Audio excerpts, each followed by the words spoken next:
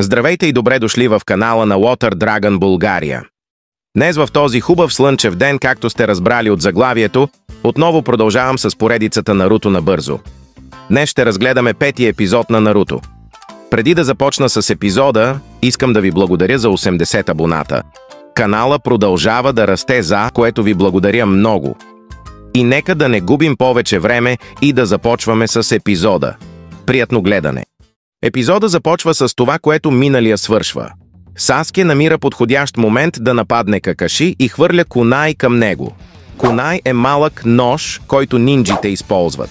Какаши използва джуцу замяна, а Саске започва да бяга, защото вече Какаши знае къде е. Сакура тръгва след Саске, но не го настига. Спира за момент и чува, че Какаши е зад нея. Какаши използва генджуцу върху нея, след което тя вижда Саске, който е ранен и вика за помощ. Сакура припада. Генджуцу всъщност е джуцу илюзия. След това виждаме Саске, който чува Сакура да вика. Той казва, че тя се е хванала лесно, а той сам се изправя лице в лице срещу Какаши. Саске изстрелва още кунай. Какаши ги избягва, но се хваща в неговия капан. След това Саске успява да му нанесе 3 удара и да пипне едно от звънчетата. Какаши му казва, че е на съвсем друго ниво от Наруто и Сакура. А Саске прави знаците кон и тигър. И след това прави огнен стил, огнена топка джуцу. Какаши се очудва и казва, че това джуцу изисква много чакра и не би трябвало нов генин да го може. Саске оцелва Какаши с огъня, но когато огъня се сниши, Саске разбра, че Какаши е избягал. И в следващият момент Какаши излиза под него с земен стил джуцу, ловец на глави, и го издърпва под земята. След това Какаши казва, че джуцу е едно от нинджуцутата, които всеки нинджа трябва да владее. Освен джуцу, за сега знаем още да вида нинджуцу, които са тайнджуцу и генджуцу.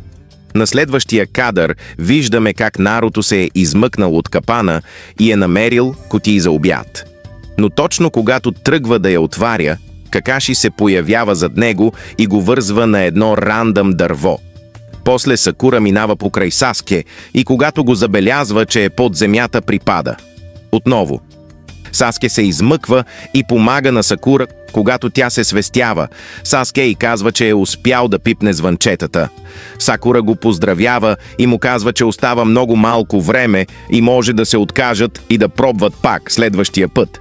А Саске получава спомен от мистериозен мъж с странни очи. След това казва, че е единственият човек, който може да го убие и няма време да си почива. И после часовника звънва. Това означава, че времето е свършило.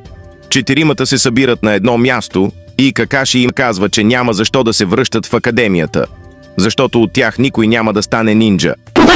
Впоследствие виждаме разговора на Хокагето и Ирука за това, че Какаши не е допуснал нито един ученик. Когато Саске чува, че няма да станат нинджи, напада Какаши, но Какаши го набива и сяда върху него. 3-мата мълчугани се ядосват, а Какаши започва да им обяснява защо не могат да станат генини. Той ги пита дали схващат логиката защо отборите са от 3-ма. Той им казва, че отборите са под 3-ма, за да има екипна работа. Следователно Сакура пита защо тогава има само 2 звънчета. А Какаши им отговаря, че в света на нинджите понякога се налага една нинджа да се жертва. Той изважда ножа си и го слага близо до шията на Саске. Казва на Сакура или да убие Наруто, или Саске умира. Но след това Какаши им казва, че това е просто пример какво може да стане в битка. Става от Саске, казва им, че в мисии трябва да поемат много рискове и тръгва към камък с имена на нинджи. Наруто казва, че иска и неговото име да е там, но Какаши му отговаря, че там са имената на нинджи, които са умряли в битка. Сенсея казва, че това е паметник и имената на приятелите му също са там. Той им казва, че след обяд ще им даде още един последен шанс. И им казва обядват, но да не дават на Наруто да яде, защото човека, който му даде да яде, ще бъде дисквалифициран. Започват да обядват, както и корема на Наруто започва да къркори. Саске решава да даде малко от обяда си, другите двама се очудват, а той им казва, че няма и следа от Какаши наблизо. Сакура решава също да му даде от обяда си. А Какаши се появява веднага след това и им казва, че са нарушили правилата и знаят какво следва след това. Те се ядосват, а той им казва, че те минават изпита. Учениците се очудват. Сакура пита, защо? А Какаши им казва, че те са първите, които са послушали това, което казва, и то е да работят в екип. Той им казва, че отбор 7 скоро започват да изпълняват мисии и вече могат да се прибират. И след това епизода свършва.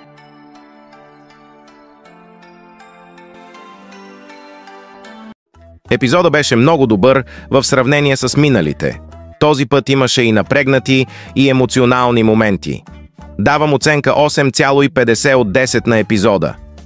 Целта на това видео ще е 30 лайка, защото на миналото видео събрахме 35. И до следващият път. Peace out!